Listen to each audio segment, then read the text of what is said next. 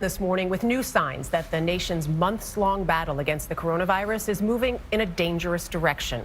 On Friday, there were more than 83,000 confirmed cases, marking a new single-day record high in this country. The outbreak is also more widespread. The latest surge is pushing the number of infections to more than 8.4 million and increasing the death toll past 223,000 people.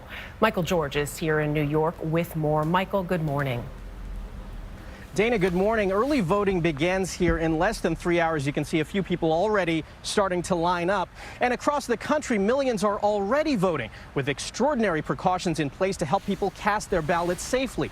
But there's also concern as all of this comes in the midst of the nation's biggest spike since the pandemic began.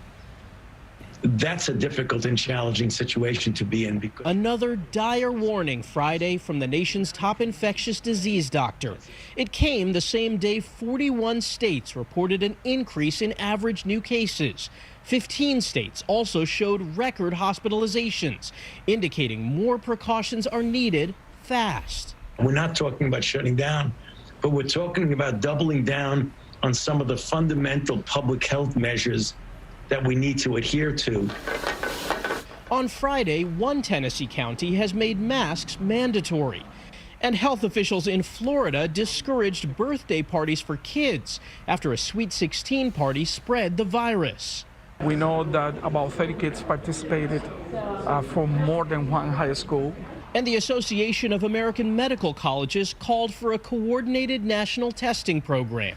With routine testing, we can find places and find individuals who are infected faster and make sure we isolate them. But in Wisconsin, the state with the biggest surge, politics may be getting in the way of safety. It is now 188 days since the legislature last met, and things aren't getting any easier. The Democratic governor can't convince the Republican legislature to meet and help him impose stricter safety measures. And in one Indiana county where church gatherings spread the virus, the county health commission had to explain why a crackdown is important. If our cluster analysis also showed that car dealerships and smoothie shops and the mall were identified as common sources of exposure, we would also be reaching out to them. For its part, the federal government appears to be focusing its efforts on developing COVID vaccines and treatments. The FDA, for the first time, officially approved a COVID-19 drug, the antiviral remdesivir, on Thursday.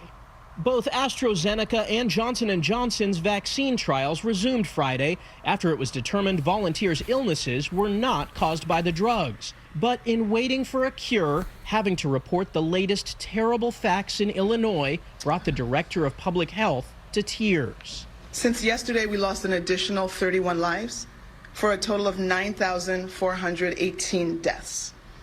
These are people who started with us in 2020 and won't be with us at the Thanksgiving table. And with a vaccine unlikely to be widely available by the holidays, health experts say that a mask and social distancing remain our best defense. A new report by the University of Washington says wearing masks in public could save 63,000 American lives this winter. Michelle? Can't say it enough, Michael.